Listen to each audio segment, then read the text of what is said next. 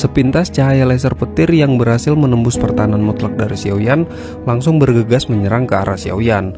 Melihat serangan laser petir, Xiaoyan pun langsung bergegas melempar teratai api miliknya ke arah laser petir tersebut. Begitu kedua serangan mematikan ini saling bertabrakan, gesekan yang terjadi secara alami menimbulkan retakan dimensi di sekitarnya. Pada saat ini seluruh tatapan mata benar-benar terfokus ke arah terjadinya benturan tersebut. Setelah gesekan terjadi cukup lama, sinar laser itu pun perlahan memudar dan akhirnya lenyap sepenuhnya. Semua orang hadir jelas mengerti seberapa kuat teknik dari Papilium Pengli. Namun siapa sangka teknik tersebut akan dikalahkan oleh sebuah teratai api yang belum pernah muncul di dataran tengah sebelumnya. Peng Junje yang awalnya tegang pun perlahan merasa tenang melihat perubahan yang terjadi, dan terlihat Peng Junje tersenyum lalu berkata, "Kau memang layak menjadi muridnya." Di sisi lain, para jenius lainnya tampak terkejut dan tak mempercayai kalau Xiaoyan mampu mengalahkan salah satu teknik terkuat di Papilium Pengli. Hal ini membuktikan kalau Xiaoyan memang jauh lebih kuat dari mereka semua. Sementara itu, teratai api hijau giok yang melayang di langit tampak sedikit memudar dan tidak menunjukkan keagresifannya. Di sisi lain, Xiaoyan terlihat melemparkan kedua jenis api surgawinya ke arah teratai api tersebut. Seketika teratai api yang terlihat redup mulai hidup kembali serta menunjukkan keagresifannya dan segera bergegas ke arah Peng Ying-er. Peng Ying-er yang tergantung di langit segera menarik ponik api emas di hadapannya dan membentuk sebuah penghalang. Begitu teratai api hijau giok menyentuh penghalang tersebut, ledakan mahadasyat yang tercipta dari gabungan api surgawi itu pun seketika melonjak dan menyebar ke seluruh cakrawala. Daya hancur yang dihasilkan dari riak energi itu secara alami membuat penghalang di sekitar Peng Ying-er akhirnya hancur. Setelah itu terlihat Peng Ying-er berubah dan tampak mengeluarkan sayap di kedua punggungnya. Kini penampilan Peng Ying-er secara alami membuat para ahli di sisi penonton sangat terkejut. Xiaoyan yang melihat perubahan dari Peng Ying-er secara tidak sengaja membangun ingatan yang pernah dilihat sebelumnya. Sesaat kemudian dia lalu berteriak dan mengaktifkan sebuah teknik dari klannya, yaitu klan Iblis Ponik. Setelah itu terlihat Peng Ying-er membentangkan sepasang sayap poniknya. Di sisi lain, tatapan Peng Ying-er kini sepenuhnya tertuju ke arah Xiaoyan. Sesaat kemudian tampak dauki di tubuhnya sekali lagi melonjak dan berubah menjadi ikon ponik raksasa yang sangat menakutkan. Di bawah tekanan mendominasi tersebut, Xiaoyan terkejut melihat kekuatan Peng Ying-er melonjak sampai menjadi Doujong bintang 3. Pada saat ini aura yang dipancarkan Peng Ying-er telah melambung tinggi dan setara dengan elit Doujong bintang 3. Tentu saja Xiaoyan tidak mau kalah dengan pihak lawan. Oleh karena itu, dia segera mengaktifkan teknik perubahan 3 api misterius miliknya. Dalam sekejap tubuh Xiaoyan pun ikut melonjak. Namun peningkatan ini tiba-tiba saja berhenti ketika Xiaoyan memasuki bintang 3 Daozong. Hal ini jelas membuat Xiaoyan merasa heran dan kebingungan. Ketika masih berada di kelas Dahuang, kekuatan Xiaoyan bisa meningkat sebanyak 3 bintang ketika mengaktifkan teknik ini. Tak disangka setelah berada di tingkat Daozong, Xiaoyan bahkan kesulitan untuk mendapatkan 3 bintang. Sepertinya teknik rahasia apapun akan mengalami perubahan ketika digunakan di ranah yang berbeda. Tepat ketika Xiaoyan akan bertindak, esensi darah dari mayat ponik iblis surgawi yang tersimpan di dalam cincin pun tiba-tiba bereaksi. Kejadian ini secara alami membuat Xiaoyan terkejut dan menduga Peng Ying-er sepertinya adalah anggota dari klan binatang kuno yang pernah dimurnikannya. Tidak hanya Xiaoyan, Peng Junje yang berada di kursi VIP pun juga ikut terkejut. Tidak heran Lei Junje sampai bertindak secara pribadi dan menyembunyikan aura asli di tubuh Peng Ying-er. Ternyata dia adalah anggota dari klan ponik iblis surgawi yang terkenal sangat arogan. Sementara itu Lei Junje tampak tersenyum dan menunjukkan kebanggaan tersendiri di wajahnya. Beberapa tetua dari Papilium Pengli bahkan tidak berkutik di hadapan Peng Ying-er begitu teknik ini diaktifkan. Apalagi Xiaoyan yang baru saja naik ke kelas Doujong belum lama ini. Seiring berjalannya waktu, suasana di atas arena pun semakin menegang. Pada saat ini, Xiaoyan benar-benar meningkatkan kewaspadaannya terhadap Peng Qing'er. Jika gadis ini sampai mengetahui ada beberapa esensi darah dari klannya yang tersimpan di dalam cincin penyimpanan Xiaoyan, kemungkinan masalah ini akan terus meluas dan tiada habisnya. Oleh sebab itu, Xiaoyan segera menyalurkan kekuatan spiritual miliknya ke dalam cincin untuk menyembunyikan esensi darah tersebut. Tak lama setelah itu, sebuah tembakan cahaya aneh menyerupai kain hitam pun tiba-tiba melesat dari langit dan menghantam ke arah tubuh Xiaoyan. Jika Xiaoyan tidak sempat menghindar, kemungkinan dia akan mengalami luka yang sangat fatal. Kain hitam yang dilesatkan oleh Peng Qing'er ini membuat Xiaoyan cukup terkejut. Meskipun dia mengetahui kalau kain hitam ini lebih kuat dari kain emas, tetapi kekuatannya jelas tidak lebih lemah jika dibandingkan dengan kain emas sebelumnya. Tak sampai di situ, Peng Qing'er pun kembali menyerang Xiaoyan tanpa henti. Pada saat ini, Xiaoyan hanya bisa menghindar dan mengandalkan gerakan 3000 petir hingga batas maksimal. Setelah pengejaran berlangsung cukup lama, Xiaoyan pun samar-samar dapat melihat kalau kekuatan Peng Qing'er sedikit lebih cepat terkuras. Sepertinya Peng Qing'er hanya bisa menggunakan teknik tersebut satu kali dan perlu waktu yang cukup lama untuk penggunaan selanjutnya. Selama Xiaoyan bisa mengulur waktu lebih lama, kemungkinan dia akan memiliki kesempatan untuk menyerang balik. Setelah waktu yang cukup lama, kesempatan untuk menyerang balik akhirnya tiba. Xiaoyan pun langsung melesat dan mendekat ke arah Peng Qing'er menggunakan teknik 3000 petir dan langsung menebaskan penguasa beratnya.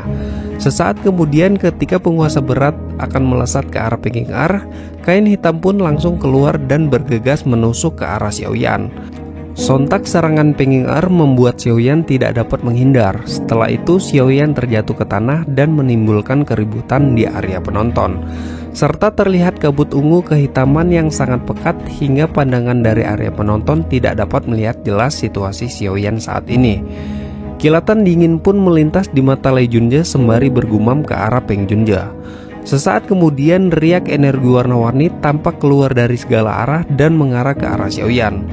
Perubahan seperti ini membuat keterkejutan di mata Peng Qing'er dan juga Lei Junje. Ia tidak menyangka Xiaoyan bisa menggabungkan 3 jenis api surgawi. Setelah 3 jenis api surgawi terbentuk, Xiaoyan bersiap dan langsung bergegas menuju ke arah Peng Qing'er. Kemunculan teratai api penggabungan dari 3 jenis api surgawi secara alami membuat para elit Daozun di kursi VIP dan juga semua ahli yang hadir sangat terkejut. Meskipun keberadaan api surgawi sudah tidak asing di mata mereka, tetapi ini merupakan pertama kalinya mereka melihat ada seseorang yang memiliki 3 jenis api surgawi. Peng Junje yang dipenuhi keterkejutan pun perlahan bergumam. Dia sungguh tak menyangka kalau Yalou benar-benar memberikan teknik mantra api yang bahkan tidak diajarkan kepada Han Peng pada kala itu. Dengan kekuatan Xiaoyan saat ini, penyatuan tersebut tidak memakan waktu lama seperti di masa lalu. Hanya dalam waktu singkat, teratai api Buddha 3 warna terbentuk sempurna dan memancarkan fluktuasi energi yang sangat menakutkan. Dengan kekuatan penuh, Xiaoyan lantas melepaskan teratai Buddha tersebut ke arah Peng Qing'er. Di saat yang bersamaan, dia lalu membentuk beberapa segel tangan dan akhirnya ikon ponik di belakangnya mulai bergerak, melesat dan bertabrakan dengan teratai api milik Xiaoyan. Tabrakan tersebut membuat fluktuasi area sekitar tampak membentuk retakan-retakan ruang yang cukup besar. Melihat perubahan ini, Peng Qing'er merasa kalau teratai api milik Xiaoyan akan meledak. Lalu ia mengeluarkan teknik lonceng suci. Sesaat kemudian Peng Qing'er lalu berkata, "Xiaoyan, musnahlah kau bersama teratai api hingga menjadi abu." Lalu lonceng yang sangat besar tampak tercipta dan langsung mengurung Xiaoyan di dalam lonceng tersebut. Terlihat di sisi kursi VIP, Jian Junje bergumam dan mengatakan, dikabarkan bahwa lonceng suci ini merupakan teknik Dao milik klan Ponik Iblis Surgawi yang diturunkan sejak zaman kuno. Selain pertahanannya yang sangat kuat, teknik ini diciptakan oleh klan kuno tersebut yang telah mencapai Rana Daoseng. Di samping itu, teknik ini juga hanya bisa digunakan oleh seseorang yang memiliki garis keturunan Ponik Iblis Surgawi. Tentu saja saat ini Peng Qing'er baru menguasai bagian dasarnya saja dan belum setara dengan pertahanan aslinya. Perubahan seperti ini membuat Peng Junje berdiri dari kursi VIP dan mulai mengkhawatirkan Xiaoyan. Terlihat di sisi lain, Lei Junje juga berdiri serta tertawa ke arah Peng Junje dan berkata, kelihatannya murid teman lamamu sudah tidak mampu lagi. Di hadapan para ahli yang hadir, mulai terlihat getaran dan riak teratai Buddha milik Xiaoyan akhirnya menghantam lonceng suci yang diciptakan oleh Peng Er. Tak berselang lama, lonceng tersebut tampak menimbulkan retakan. Teratai Buddha 3 warna itu pun meledak dan menimbulkan gelombang api yang maha dahsyat. Riak energi yang menyebar itu pun kini sepenuhnya menyebar di area markas Paplim Pengle. Ekspresi para elit Daozun di kursi VIP pun seketika berubah. Mereka tak pernah mengira kalau Xiaoyan memiliki teknik Dao yang sangat menakutkan. Kekuatan destruktif semacam itu adalah sesuatu yang bahkan tidak bisa diciptakan oleh ahli bintang 6 Daozong sekalipun. Terlihat teknik ini sepenuhnya bergantung pada kemampuan Xiaoyan sendiri dan bukan karena bantuan roh spiritual atau semacamnya. Setelah lonceng Peng Er lenyap, terlihat di arah kursi VIP, Muking Luan pun bergumam dan berkata, "Teknik bertarung yang begitu menakutkan. Jika aku yang melawannya, khawatir aku bahkan tidak dapat menyelamatkan diri sendiri." Xiaoyan pun tampak kehabisan energi dan terlihat kondisinya saat ini lemah dan membuat dia terjatuh dan tak sanggup berdiri. Sesaat kemudian Xiaoyan lantas mengeluarkan 3 butir obat berwarna kuning dan langsung bergegas memasukkannya ke arah mulut Xiaoyan. Setelah itu Xiaoyan terlihat berdiri kembali dan berkata, "Hanya segitu saja." Lalu kain berwarna emas sekali lagi melesat ke arah Xiaoyan. Kini Xiaoyan tidak lagi menghindar dari kain tersebut. Ia hanya mencengkram kain emas dan mulai membakarnya dengan api hijau giok miliknya. Terdengar teriakan Peng Er, "Xiaoyan, matilah kau!" Serta tubuh Peng Er mulai melesat ke arah Xiaoyan dan mulai pertarungan tanpa menggunakan Daoqi. Tak butuh waktu lama, Xiaoyan pun berhasil memojokkan Peng Er dan mulai melesatkan hantaman menggunakan kaki ke arah perut Peng Er. Alhasil sosok jenius yang terkenal angkuh itu pun melesat dan menghantam tanah dengan sangat keras. Di sisi penonton mulai terdengar teriakan, "Peng Er ternyata kalah." Pemuda itu bagaimana bisa sekuat itu? Ternyata rumor itu benar adanya, ucap penonton. Akan tetapi hal tak terduga terjadi di mana tubuh Peng Er yang diserang Xiaoyan kali ini hanyalah avatar 3000 petir yang disebutkan Peng Junje sebelumnya. Meskipun begitu, trik semacam ini jelas sudah terlalu biasa di hadapan Xiaoyan. Sambil tersenyum dingin, Xiaoyan lantas melancarkan sebuah pukulan ke arah ruang kosong di udara. Tepat sebelum pukulan ini melesat, tubuh Peng Er yang asli pun tiba-tiba muncul. Dengan penuh kepanikan, dia pun bergegas menyerang dan melawan pukulan Xiaoyan sehingga terpental beberapa meter ke belakang. Pada saat ini semua orang bisa melihat jenius terbaik Paplim Pengle benar-benar dikalahkan oleh Xiaoyan. Setelah Xiaoyan berhasil mendominasi pertarungan dan membuat Peng Er terluka parah, Xiaoyan pun lantas berkata, 3000 petir ilusi, sayangnya hanya pada level rendah. Perkataan ini membuat Peng Er marah dan lari ke arah Xiaoyan sembari berteriak, "Xiaoyan!" dan mengepalkan tinjunya ke arah Xiaoyan. Akan tetapi pukulan tersebut tidak menakutkan karena dengan kekuatannya yang sekarang, Peng Er sudah tidak memiliki Daoqi yang mampu membuatnya terbang. Seketika kepalan tangan Peng Er yang meninju ke arah Xiaoyan langsung ditangkis dan dipatahkan oleh Xiaoyan. Lalu Xiaoyan berkata, "Kau sudah kalah." Bakat serta kekuatan Peng Er adalah sesuatu yang hanya muncul 1 abad sekali. Tak disangka sosok yang dikenal sebagai jenius terbaik di generasi ini akan dikalahkan oleh pemuda tak dikenal seperti Xiaoyan. Di antara para ahli yang hadir, Lei Junje jelas orang yang paling terkejut dengan hasil pertarungan ini. Selain itu, kemenangan tersebut juga mempermudah Xiaoyan pergi dari markas Paplim Pengle sesuai dengan perjanjian yang mereka sepakati sebelumnya. Di sisi lain, Pei Tian dan para tetua lainnya hanya bisa terdiam setelah menyaksikan teratai Buddha sebelumnya. Kini mereka tidak berani lagi meremehkan Xiaoyan. Dibandingkan dengan anggota Paplim Pengle yang terlihat suram, wajah Peng Junje tampak dipenuhi senyuman. Penampilan Xiaoyan hari ini benar-benar berhasil membuatnya terpukau. Dia sangat ingin tahu di manakah Yalou mendapatkan murid berbakat sepertinya. Sementara itu, di arena kompetisi, kondisi Peng Er tampak semakin memburuk.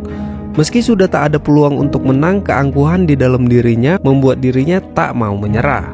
Tatapan dingin seketika melintas di mata Xiaoyan seketika melihat tingkah laku Peng Er yang begitu keras kepala.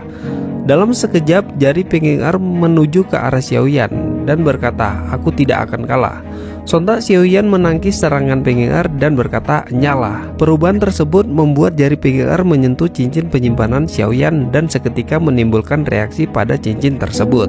Setelah itu, cincin di jari Xiaoyan tampak berubah menjadi warna merah.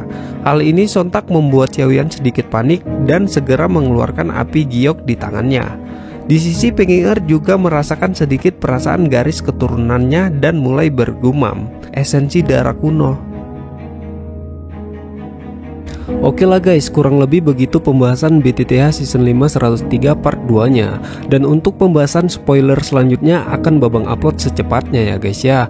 Thanks buat kalian yang sudah menonton video ini dari awal sampai akhir, and see you next time.